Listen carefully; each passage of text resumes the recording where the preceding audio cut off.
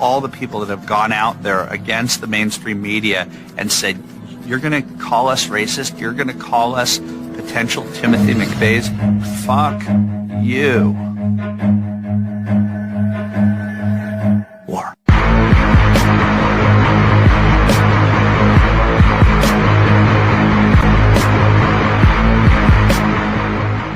We have the greatest military, the strongest military, stronger than any. Nobody's even close. We have the best weapons in the world, but we don't want to use them. If you threaten America or our partners, however, then you'll be faced with overwhelming strength and devastating force. We have things that you don't even know about, you don't hear about, and if you did, you say, wow.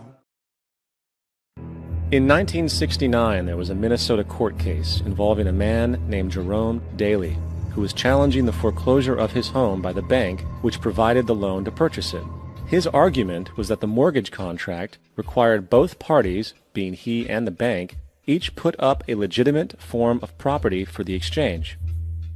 In legal language, this is called consideration.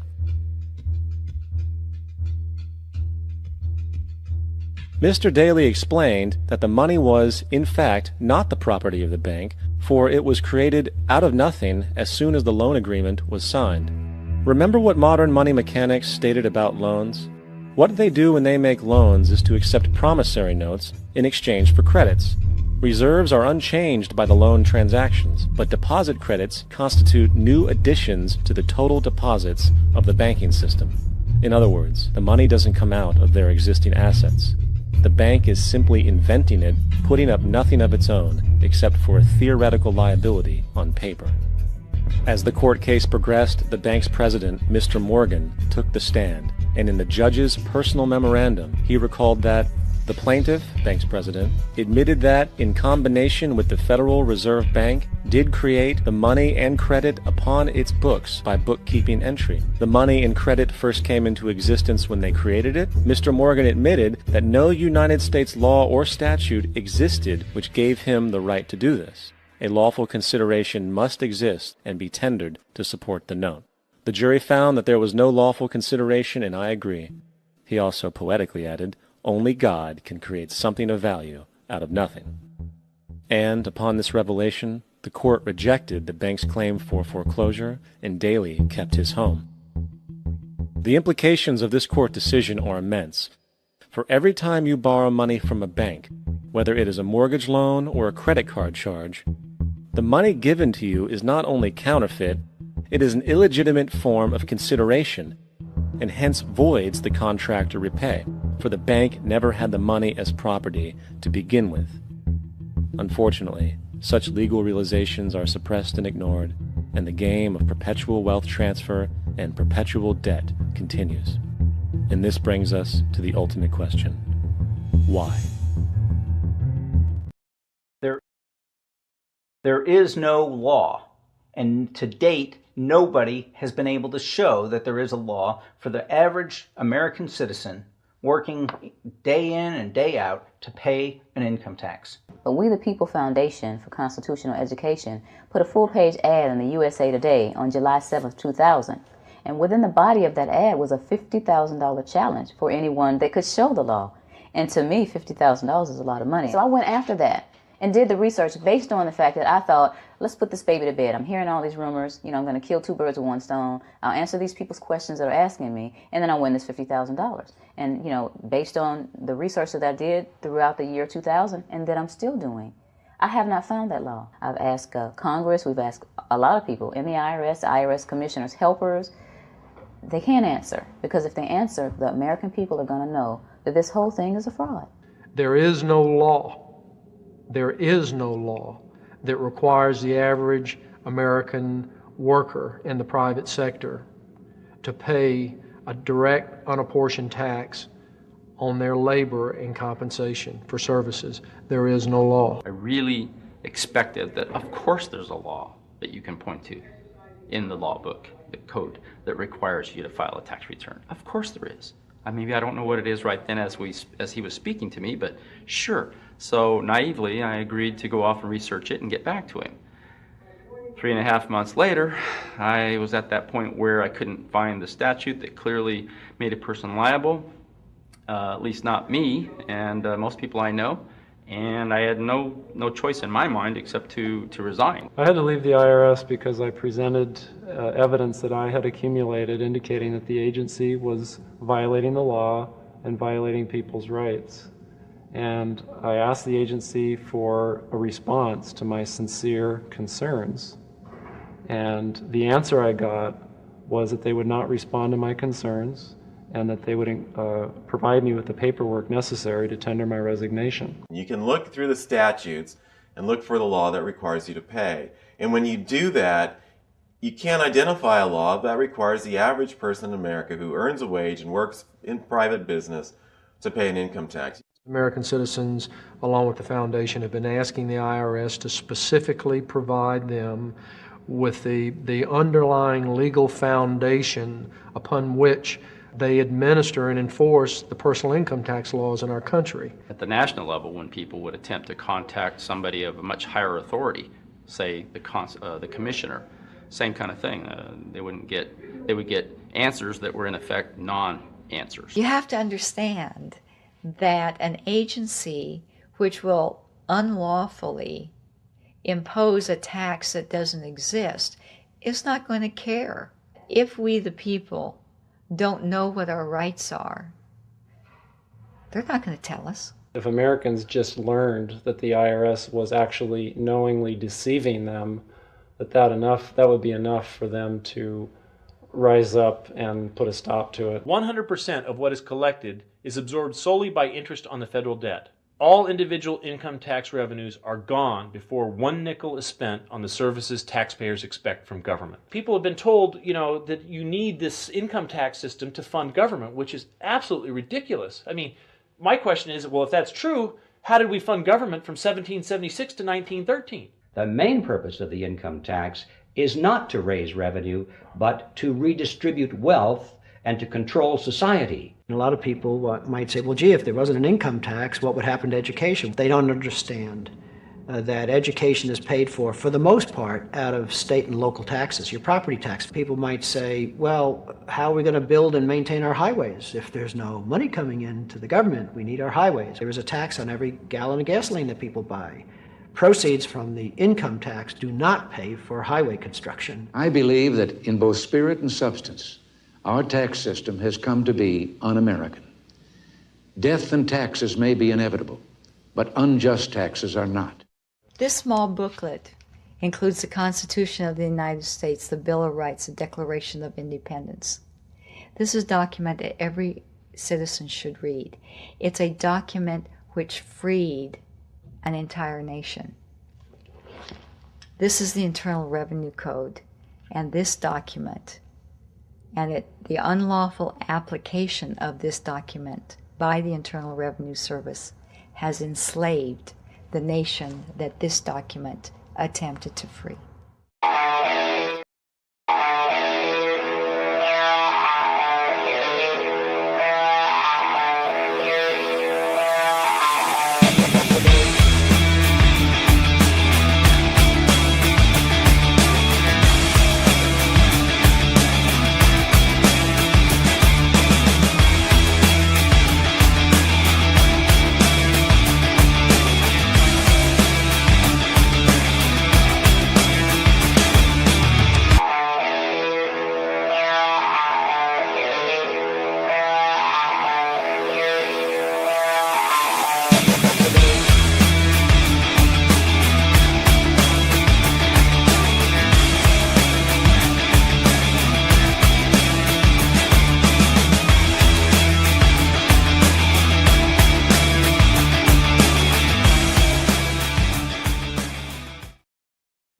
And good afternoon, America. I'm Ann Vandersteel, and welcome to Steel News. It's 1 o'clock, well, a little bit after anyway, and it's Eastern, and we're ready to get the day started.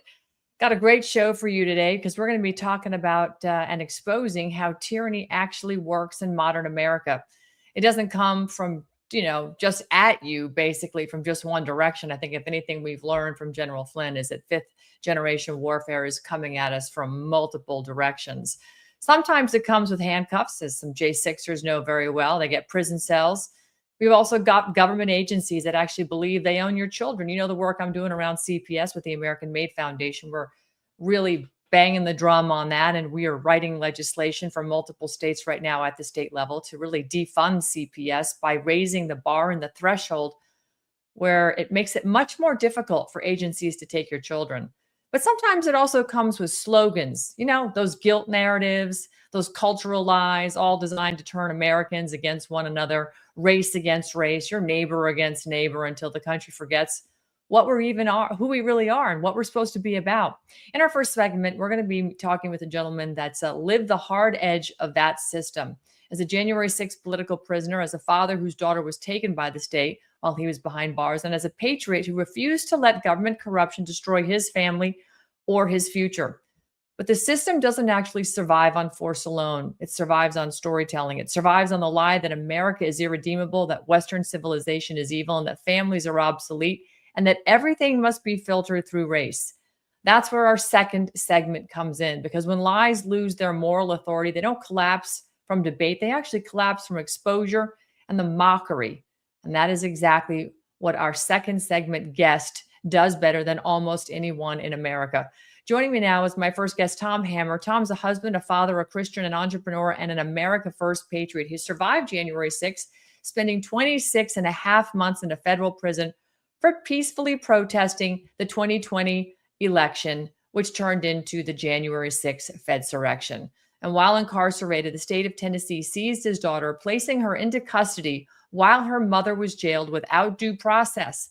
Why are we always hearing about without due process? Does this document right here mean nothing to anybody anymore? I'm going to keep waving this every single day on camera until we finally get some due process.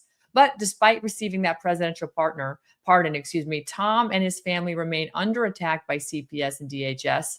But out of that corruption, Tom has blossomed. He's like a phoenix rising from the ashes. He's now actually helping build Patriot Homes of Colorado.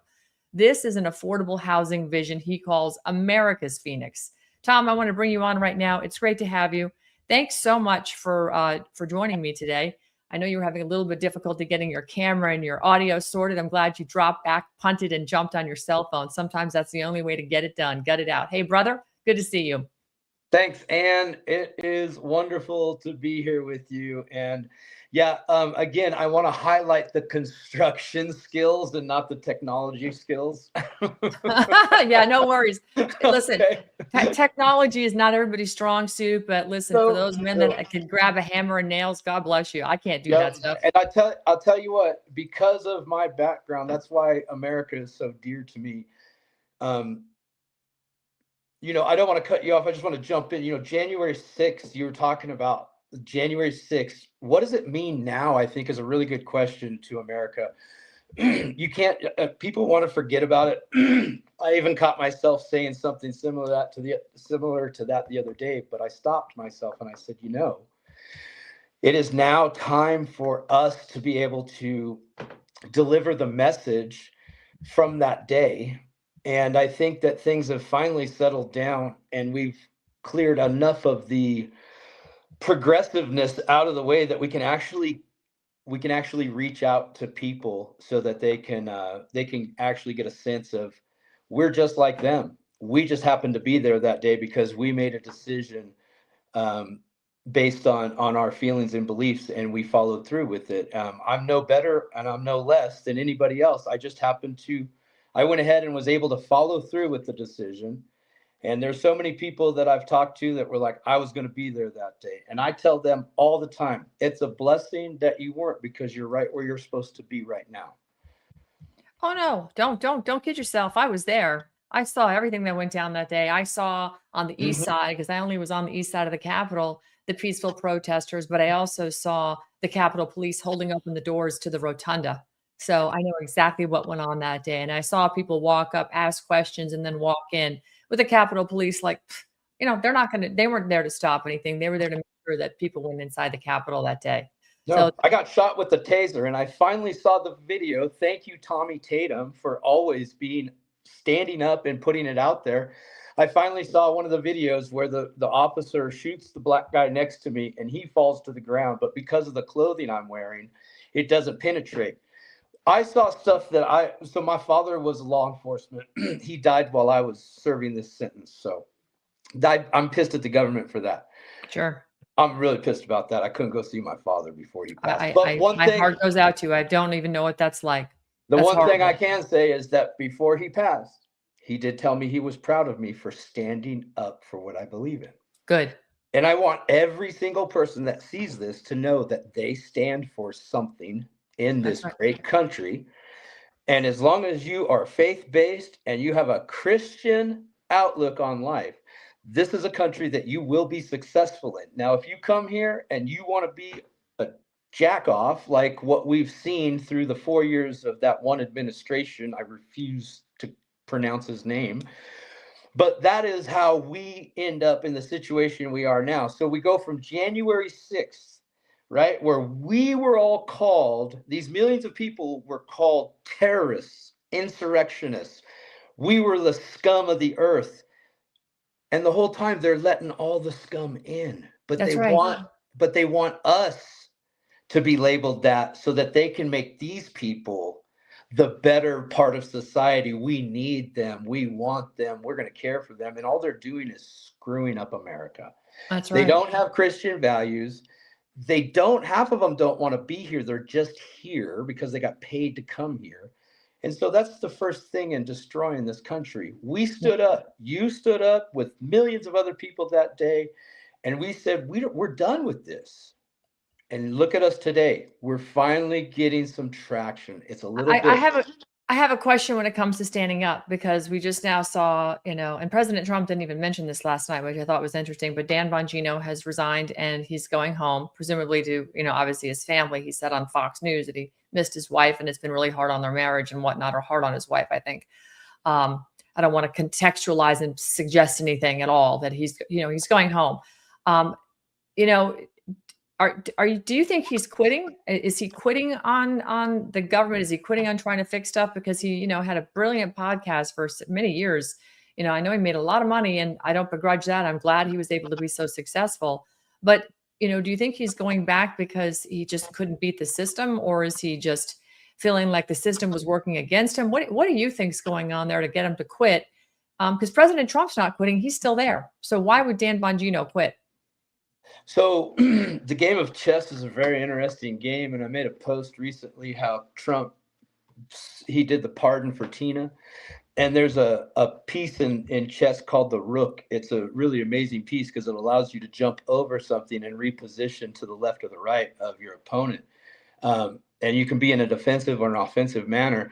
And so I thought it was really interesting that he had done that. So with that being said, is this just a piece on the board that was put in place for reasons that maybe we don't quite understand and haven't come to the surface? And this is just part of the board. This could be part of the board in order to bring, because think of how many millions of people may not have turned and looked at the administration had Dan Bongino not been a part of it. Maybe this was a play to bring more people up and in, and now it's time for him to exit. I don't know. Chess is a very unique instrument to use when you're thinking about things like this. And you mentioned 5D. If you're playing on a level like that, we have no idea the things that they're trying to bring together, whether it's all of us, policy related, reducing regulations, going to crypto, whatever that looks like. Mm-hmm. I think that this is this could be a move on the board. Okay. And it's meant to look like this. All right. So let's talk about, what your new passion is, because, you received a presidential pardon. Quickly, did it end the persecution when you got the pardon, or did it just expose how lawless these agencies truly are? The pardon's a piece of paper, and it's really cool to have. It didn't change anything the moment I got it, and it hasn't changed anything up to today, other than the fact that I can now stand firm on the fact that I was pardoned for January 6th. All right. So let's talk about, how you channeled all of this trauma between January 6th, CPS taking your child. We're not going to go into that right now because I want to focus on Patriot Homes. We've talked about that in the past. What does America's Phoenix represent in Patriot Homes? What would you tell families currently, facing this stuff, that Patriot Homes is going to be sort of a safe harbor for some families that have lost everything? So the beautiful thing about Patriot Homes is it's an affordable solution to a crisis that nobody really wants to have a conversation about fixing. They just want to keep exacerbating the problem. So it's an affordable way to build a log type structure that you can literally do yourself. It's a Lincoln log type application. So a lot of people that are in my age group that are Gen Xers, we all remember Lincoln logs, and we had a good time. And I'm sure if you were like me who loved to build things, you always wondered, is there another way? Is there a better way? Well, I truly believe that I've found that. And I have to say that I found out about this at a home show in March of this year. So I thought this would be a great way to give the government a good shot as to this is what an American's willing to do and how many people want to jump on board with me. We could get homes, we could get cabins, we could get sheds, saunas, garages, workshops.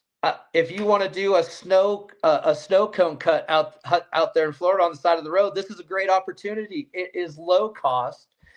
It could be delivered directly to you. It could be built in as little as a couple hours or a few days. All the homes and cabins meet building codes across the United States. So if you're looking to do something and you want to get inspired, let's beat the government at their own game. Let's provide people with affordable housing that they can own and build and call their own.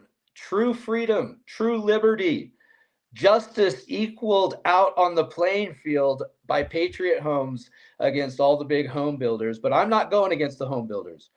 I want people to understand they can live outside of the grid. We have packages, we have insight. I have a data research young man who is an eco-culture master. He is all about eco villages. So we are really gung-ho. We've sold our first cabin. I gave you a picture of the customers, Amy and Bob.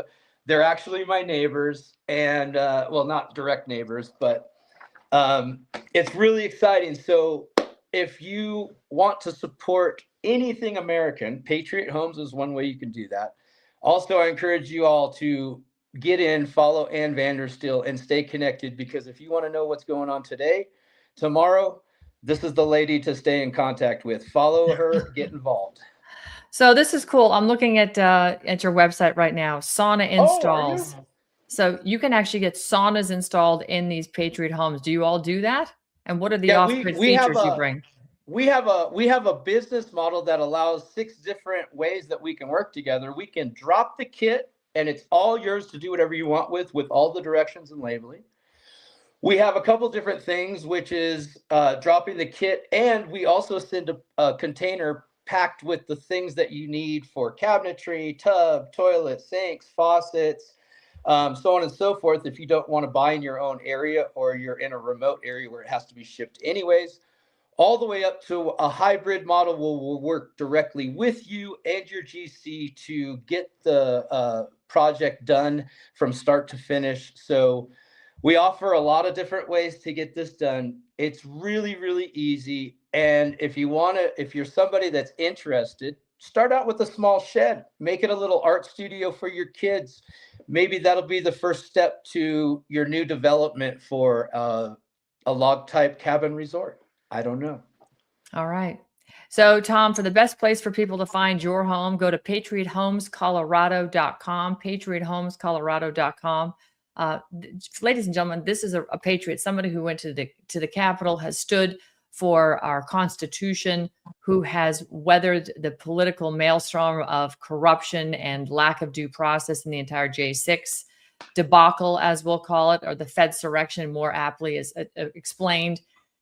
He's weathered CPS. I mean, when you think about areas of interest that I've covered, January 6th and Child Protective Services are probably the top 2 besides our border.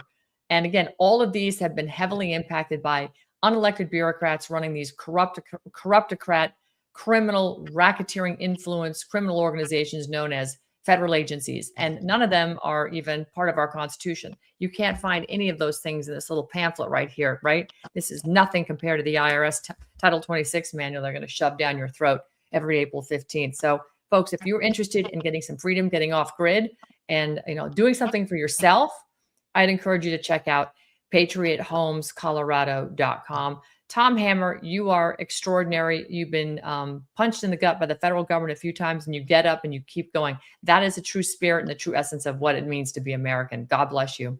Thank you, Ann. I love you. God bless America. No worries. Tom, I promise, I mean this when I say it. Thank you so much for your courage and for refusing to never let tyranny define who you are or your family is. So again, I encourage everybody, go to patriothomescolorado.com and check it out. If you're looking for a home and you find that it's just way too expensive and out of line with what's being offered by the builders who are in bed with the county commissions in a lot of cases, like they are here where I live in South Florida, this is an option for you. Appreciate you, Tom. Thank you, Ann. Love you. Bye-bye. Love you. Great guy. All right, we're going to take a quick commercial break. When we come back, we've got a pretty interesting guest. He's been on here before. We're going to shift from government tyranny to cultural warfare and how narratives are manufactured, that they're sold, and they're enforced. So stay with us. We'll be right back from this word from our incredible sponsor, who, by the way, I'm still very much in love with my superfoods. I hope you are too. Hi, I'm Ann Vandersteel. I want to talk to you a little bit about your health. Part of my daily routine is to get up in the morning and get a little exercise on. If I have time for a mile or 7, doesn't matter. I get out the door every single day. It's important to get my body moving and get that oxygen flowing through my brains. What is also equally important is what I put in my body after I exercise. I rely on vandersteelhealth.com, where I have a delicious selection of superfoods and other supplements. But first and foremost for me are my superfoods. I have a delicious shake every single day. It is organic, all made in the United States of America, non-GMO, never processed before, dehydrated superfoods. And when they reconstitute with water, milk, or whatever juice you like, it makes a delicious, healthy, plant-based protein supplement. And I say supplement because, frankly, I use this as a meal replacement. This is what's helped me lose the last 20 pounds of COVID. I'm back down to my fighting college weight, fitting in my college clothes, and feeling better than ever. So go to vandersteelhealth.com and get your delicious superfoods. Get on the transformation program with us. It's a 30-day kickoff, and it will get your day starting out great. And watch the weight just fall off. Watch the energy increase, the brain fog lift, and of course the ancillary benefits in your hair, skin, and nails. All these things, you are what you eat. Remember that. Go to vandersteelhealth.com.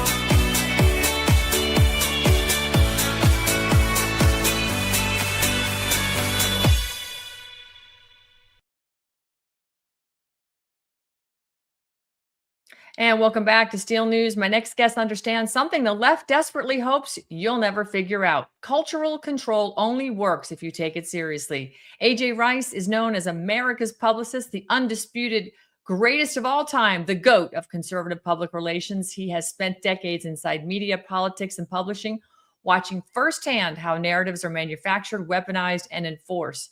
As the president and CEO of Publicist PR, editor-in-chief of the Publicist National Post, and author of 2 #1 Amazon bestsellers, AJ doesn't just critique the culture, he dissects it.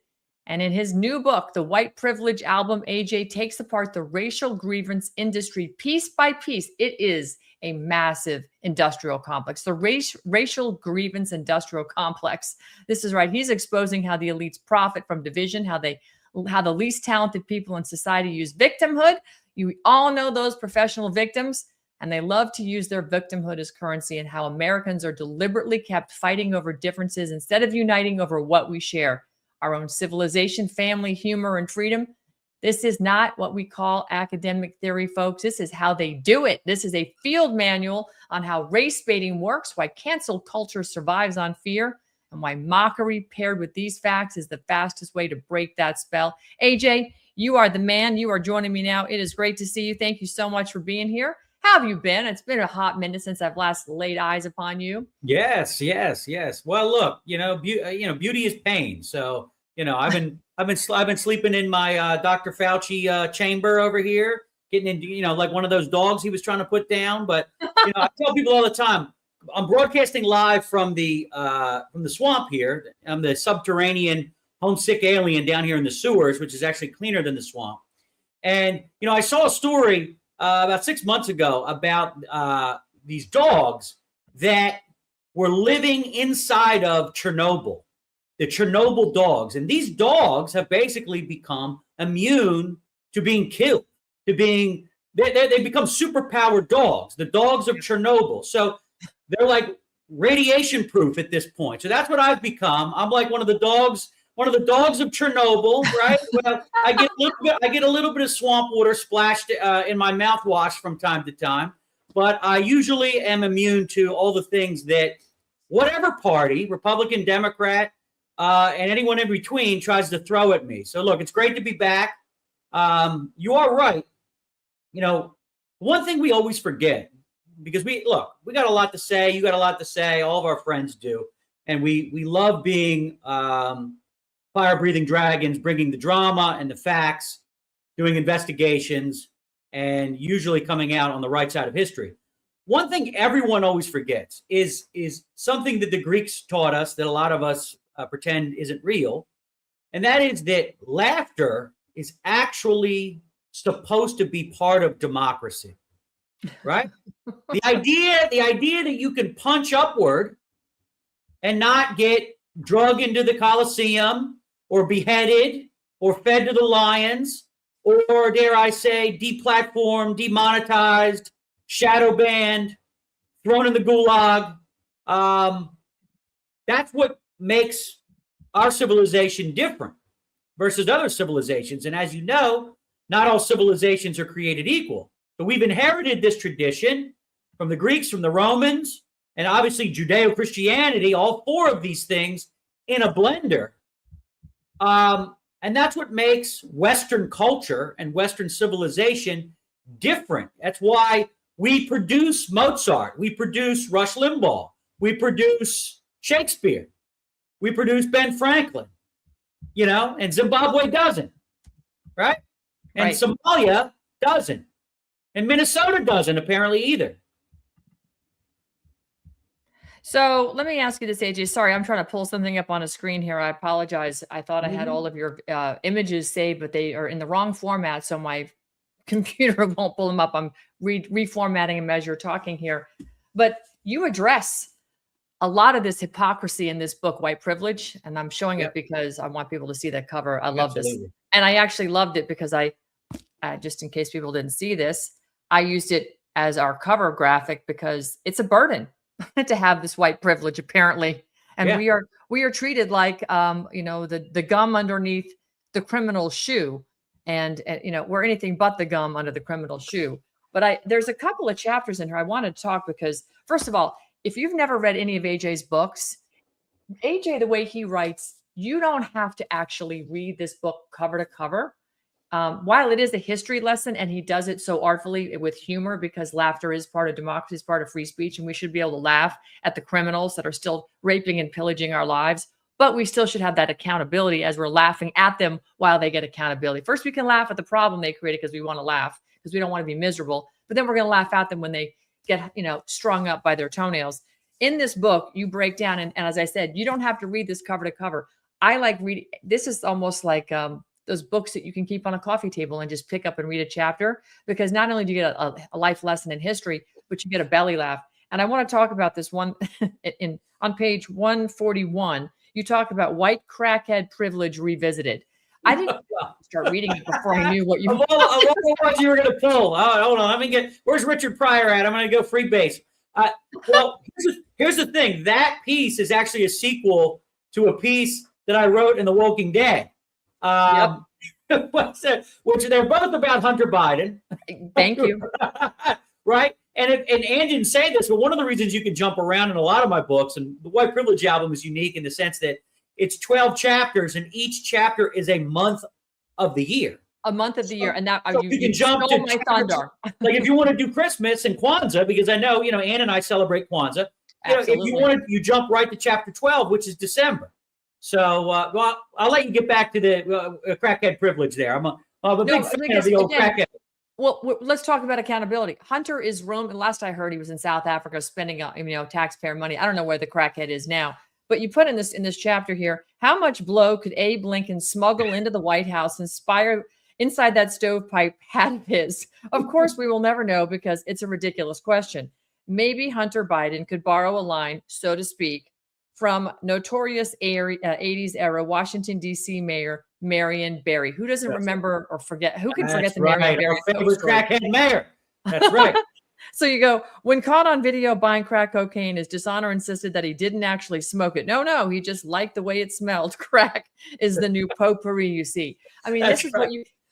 So let's talk. That's right. And if you're looking for some last minute Christmas gifts, head on over to Yankee Candle Company or Bath and Body Works in your local mall, where they have a new scent that they put on the shelf.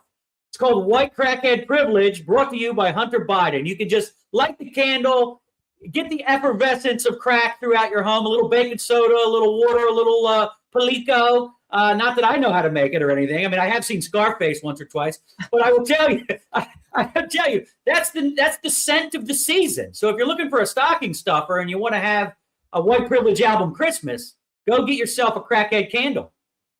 Go get yourself a crackhead candle. So AJ, in all seriousness, no, why don't we have any accountability with Hunter Biden? I mean, you're sitting in the swamp. You talk to these people. Your client list reads like, who sat down and watched the State of the Union in addition to people on mainstream media. I mean, go ahead. Remind everybody what you did for Laura Ingraham. For how many years did you work for her? No, I was Ingram's executive producer on radio, not at TV. On radio from 2005 to like 2010, and then Monica Crowley for a couple of years, and then John Solomon for a couple of years, and then I launched Glenn Beck's The Blaze Radio Network for a couple of years, which was Buck Sexton, Chris Salcedo, and Jay Severin.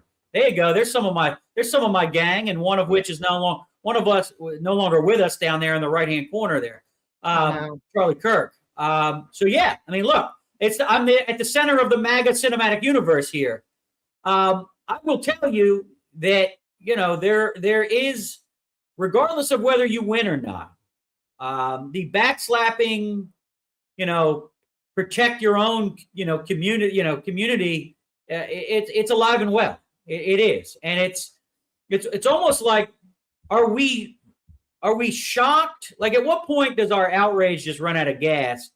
I mean, Trump's only going to be able to do so much. I mean, obviously, another client of mine, not in that photo, former client, has had enough, and that would be Dan Bongino. He's leaving, coming to a podcast near you. He's probably had enough of the red tape and the BS, and I try to remind. Is he quitting on We the People, AJ, or is he just said it's so bad in DC you can't fix it, so I'm going to go back to the outside and try and gin up the crowd to take back the government? Because frankly, that's where we are. I think we're at that alter abolish moment myself. I think I mean, I'm not sure, and this goes for all of them. And look, you got to understand Trump understands that if you're going to be a disruptor yourself, or at least try to be, you need a team of disruptors.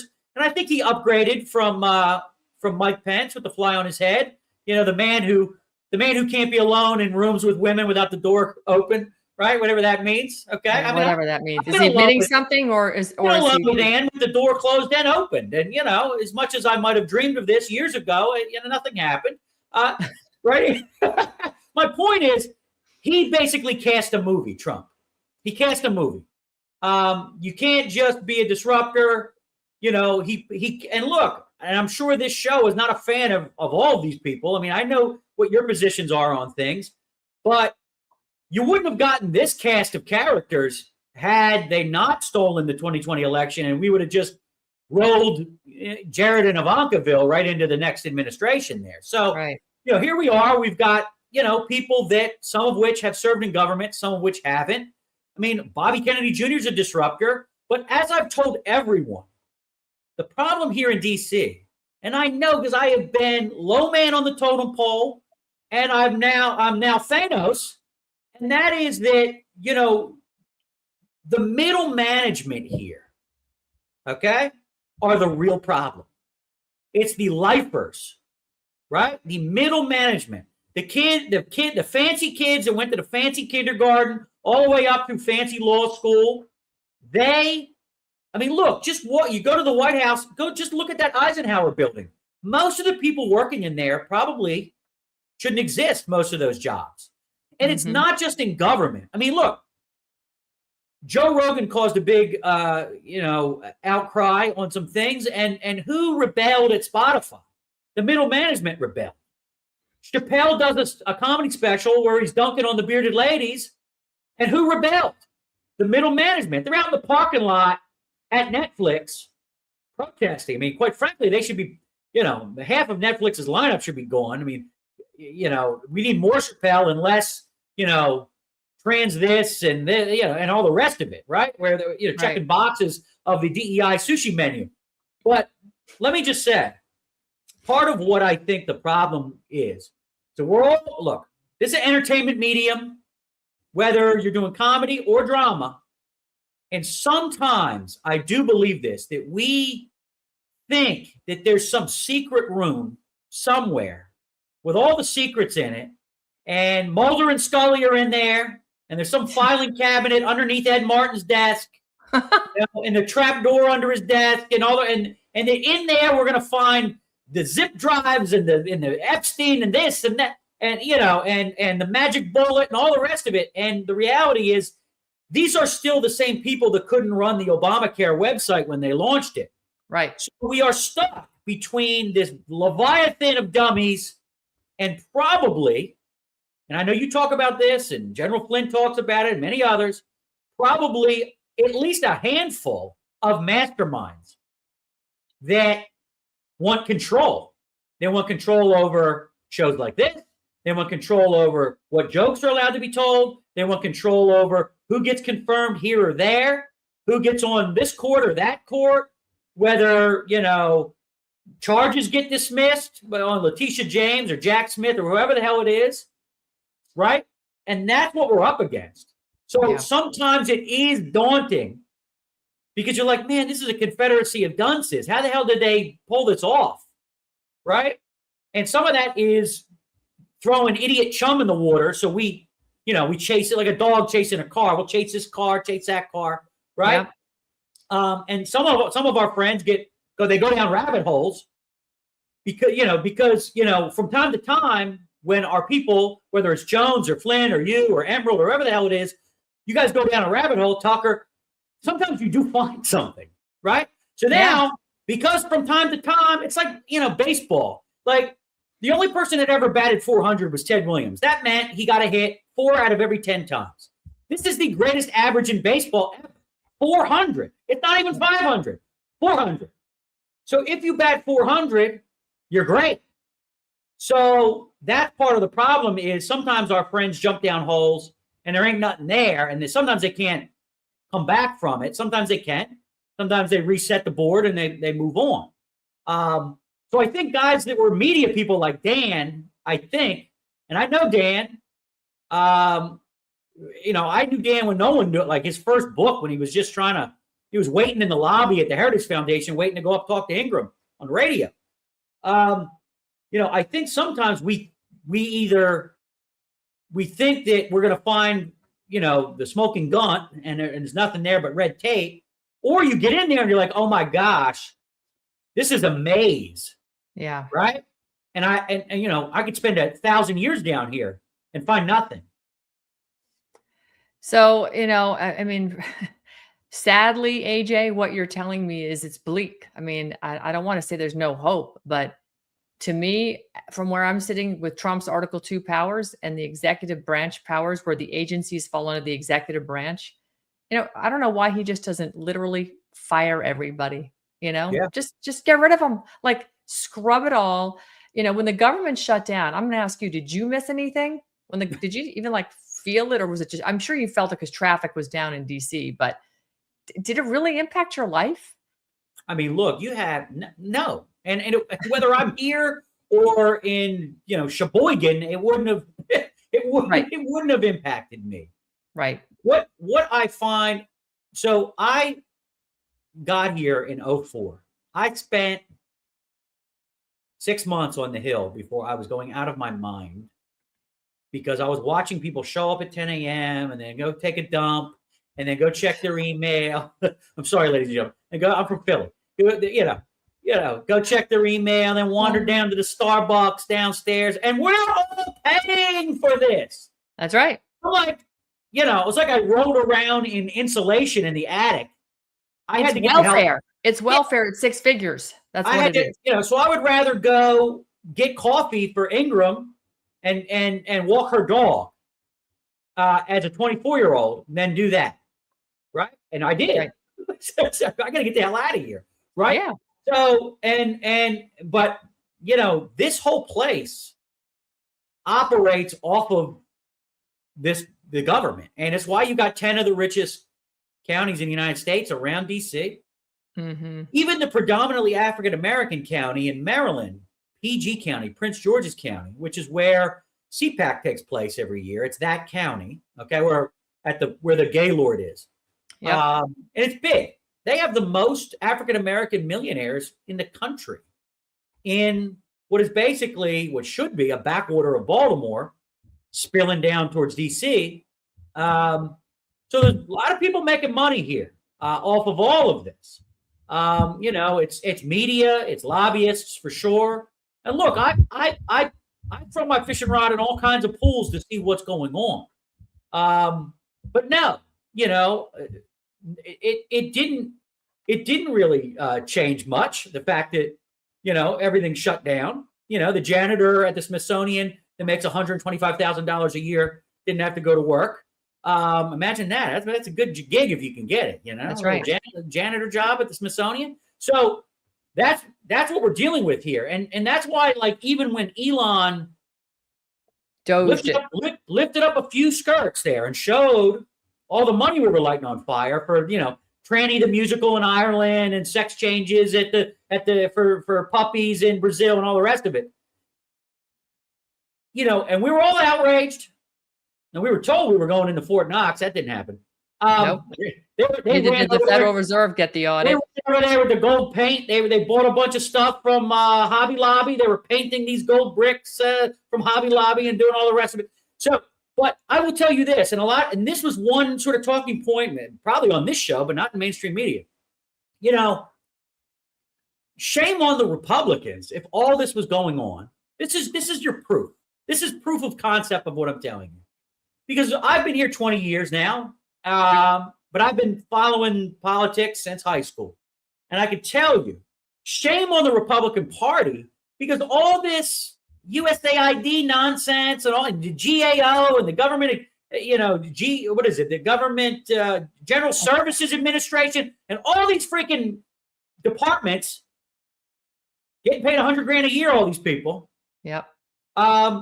The Republicans, with very few exceptions of, Ron Paul and his son, maybe Justin Amash, Massey, Tom Coburn used to go out and read a bunch of, MTG. garbage. But that's it. Yeah, MTG. Yeah. Very few. So that's everyone, Lindsay hanging out with the bros, alone with the toga parties. Everyone was okay with this system. And all Elon did was peel back like one postage stamp of nonsense. Right. Compared to everything that's here. So they should be ashamed of themselves because they're all just getaway drivers for robbing us, paying for these freaking Star Trek conventions and masturbation conventions and everything else that the government does, right? Because they do this. Yeah. Junkets here and and no one said boo. Everyone was all right with it. Well, I don't think America's all right with it anymore. I mean, we're getting a lot of comments in the chat. People recognize we have a uniparty. They see that Trump's got the best of intentions. He's got terrible people around him. Comments coming in from Facebook and YouTube and X around. I think that people get it now. And there's this school of thought, AJ, and this goes into the the part of the Q world. I know you don't have anything to do with it. I just sort of watch it from afar. But this is the stuff they say, well, it had to happen. I mean, I don't know that you need Q to tell you that. Sometimes you just got to let the kid burn his hand on the hot stove so he won't do it a second time. Right. You can tell him till you're blue in the face, but Johnny's going to do it. And Johnny's going to do what Johnny's going to do. And so I think the people have been sitting back and now they've just, because of social media and because of shows all over the place and just because the government isn't hiding their intentions anymore, These agencies are totally corrupt. They're captured. They're owned by the industries they're supposed to be regulating. And the Supreme Court could give a crap that they overturned Chevron doctrine. They're not hammering anybody on the fact that the agencies are still judge, jury, and executioner. Right. We've got federal judges that don't listen to Trump. Thank God Trump's not listening to them. Can you imagine if he turned the plane around because Boasberg told him to and he brought the criminals back? You kidding? And, So, and I mean, you know, the metaphor I always use, a football metaphor, that most of politics, and this is an explanation for the uniparty, the establishment, the deep state, and all the rest of it. Most of politics takes place between the 40-yard lines where no one really scores. It just moves back and forth over the 50-yard line. And from time to time, Reagan, Obama, Trump, other people, John F. Kennedy, Teddy Roosevelt, Lincoln, others, they score. Sometimes they score twice. And that's when, you know, you get a slight, and everybody talks about the Great Reset. I mean, Trump has reset the board to some degree. But, you know, is Bondi better than Sessions and Barr? Yes, I guess you're moving in the right direction, but she may be gone soon. I mean, we don't know. You know, I mean, all I'm saying is you can't get these people confirmed. So you would think Bondi, being the Florida AG and all the rest of it, would have a better grip on this. But I don't think most of these people are prepared for the Leviathan when it comes up out of the Potomac. When, you know, I got this job. Look at me. I got confirmed. Republicans control the Senate. You know, most of them, it doesn't matter how many warriors we send in there. I mean, you know, people have opinions about what Kash Patel's doing. I mean, here's someone that spent 5 years saying all kinds of things, you know. Wrote a book, Government Gangsters, which basically was the that was the playbook for any prosecutor that wanted to go in and take down the government gangsters. He laid it up for you, and instead he's going on podcasts talking about his girlfriend. I mean, it's like, wait a minute, Tina Peters is still in prison, Kash. That's right. Most of these people were picked to lead agencies that effed with them as private citizens, whether it's RFK Jr., Tulsi being followed on planes, whatever the hell it is, right? But when you get in there and you're looking at this Leviathan, this arena full of, you know, people that don't have loyalty to anything except power, absolute power. And, you know, they'll throw, if we don't let the Republicans win every once in a while, all hell will break loose, you know, Glenn Youngkin, right? And you'll have this situation where it's choreographed, right? And look, I'm a comedy historian, but your friends and you know all about controlled opposition. Mm-hmm. You have guests on here that talk about it. They're smarter than me. But it's real. It's real. And, you know, the left has it too. I mean, look, talk about comedy. Everyone except Gutfeld is controlled opposition. And, you know, Fox is a publicly traded company. They'll allow Gutfeld to go up to a line to a certain point. I don't think Tyrus is controlled opposition. Yeah, he's not. Yeah, he don't care. He don't. I mean, he and I we have the same publisher. Believe me. He'll go wrestle in the parking lot for $5 if they want to fire him. But the point is, you know, that's the situation. He's like, you know, okay, you got Kimmel and Colbert and all these people, but they're all sort of doughy Gen X white guys that are all sort of telling the same jokes every night. Yeah. So imagine if those same people that picked these three, the Kimmel, the Fallon, the Colbert, to be the representatives of American humor. American humor that gave us Pryor and Carlin and Lenny Bruce and Roseanne and all the rest of it. Those same people want to pick your government now, which is funny, which is gallows humor. It's gallows humor. The tail's wagging the dog, and it has been for a long time. I mean, it's disgusting. Listen, I'm sitting here. I've got all these chapters dog-eared. By the way, I wanted to talk to you, but I know we're running out of time. Welcome back. Yeah, you got to come back because, I mean, I'd love to talk about the Black Lives Matter Loves Hamas chapter because talk about a conversation that has totally derailed MAGA and split the America First and I mean, it basically created two camps inside MAGA. MAGA became MAGA. And then there was the America First people who were also MAGA, but they are like, we're America First and everything else is BS. Sure. And, you know, and again, this is Marxism at its finest. This is the red green axis and the social media influencers and the bot accounts out there that are pushing narratives constantly. And they'll literally put fake crap up on video, like what we saw going on in Ukraine a lot. So I guess in closing, I want to ask you this, AJ, if Americans understood one truth about cultural Marxism, what should it be? Well, that it's not new. And you can call it wokeism all you want, but they've been doing the long march through our institutions, going back to Margaret Sanger and Woodrow Wilson, really. And they've never been able to get an economic revolution because we have three things: Western civilization, the middle class, and the nuclear family, which is why all three of those things are under assault, because they can't hang the capitalists with the rope they manufactured. So instead, they get in like an STD or a tapeworm and they try to infect the culture. And that's how they come for us and try to capture us. Well, AJ Rice, I've worked with you. You're an incredible publicist. You hustle. You've got a great team, by the way. Love your team Appreciate over that. at Publicist. They're phenomenal. Bar none, the best out there. Just tremendous. You're a funny guy. You're a dad. And, you know, you're a great husband and you're a great friend. And when things happen, you check in on people. You're not just a guy hustling for a dollar. You're a guy that genuinely cares about this country. And you have the who's who in DC, obviously, as your clients.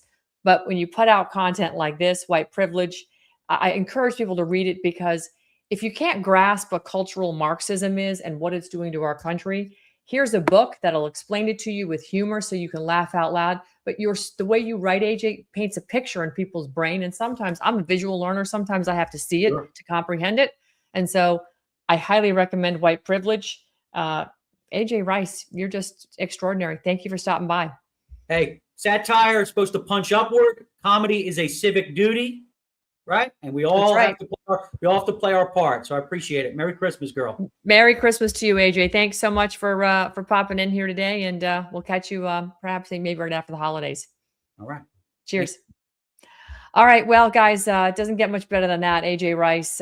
We exposed a couple of truths today. A government willing to imprison fathers, to steal children, erase due process, and a culture engineer to divide Americans. I think AJ kind of really sums it up there when he talks about the weaponization of race and how, you know, they want to destroy the American family. This book right here, White Privilege, is a shocking title, The White Privilege Album. But frankly, he breaks down all the cultural appropriations and Marxism that are deployed against us through fifth generation warfare. But there's one thing that really can't be erased: faith. I think faith is something that endures. Faith builds. Families can endure if they've got good faith. Truth, if you are willing to step up and speak the truth, and if you're willing to mock them. I think mockery is one of the things that shatters lives better than anything out there. So to the guests today, Tom Hammer and AJ Rice, thank you always for standing firm. To our audience, I always tell you guys, don't comply, don't be silent, don't look away, because if you do, you're giving into the beast system and you're going to allow them to rule you forever. And we, the people of the government, it's up to us to take back our government. It's up to us to call out the criminals that are literally stealing our authority, and we're allowing them to take it. Ask questions, because truth dies in the dark. Shine a spotlight, a big, bright 1 million candle watt spotlight on these demons. I'm Ann Vandersteel. This is Steel News. I hope you guys enjoy the show. I'll be meeting today with some of the MMTLP victims, and there are tens of thousands of them. Upwards of 100,000 people have been impacted by a terrible story in which our agencies, the Securities and Exchange Commission, FINRA, and of course, broker-dealers were involved in fleecing some people who invested in a stock with all the best intentions. Life savings were destroyed, businesses were destroyed, marriages were destroyed, lives were lost, and many were veterans. So this is something that I'm going to continue to dive into. The story's been around for a while. It came to my attention recently, and I'm taking a very long look and deep look into this.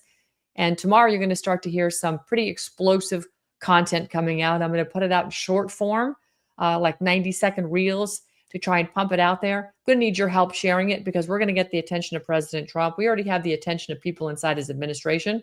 They're paying attention to this story. We're going to get accountability for these people. And I really hope we can hopefully restore some of the wealth that was stolen from them, because it's just horrific when you have agencies that conspire against the people and they're the ones getting rich. Those same agencies designed to protect we the people from big bad corporations. Agencies are now working against not only the people, but some of these corporations. Tucker Carlson did an expose on a company out of Utah the other day, a couple of months ago. I watched it last night, and it's the same pattern over and over. It's this playbook that's just tried, true, tested, and it's disgusting. And we're going to expose it, and we're going to take it down. And this time, the people are coming for those people that are in charge of these agencies, and we're going after them to go to prison for life. And anybody that covers it up, that's misprision of treason, which makes you a traitor to this country, which is treason in of itself. And there are very serious punishments for people who engage in treason. So I hope you guys had a great afternoon. We'll catch you next time when I come back around on Steel News. And I hope you all have a great night. All the people that have gone out there against the mainstream media and said, you're going to call us racist, you're going to call us potential Timothy McVeighs, fuck you.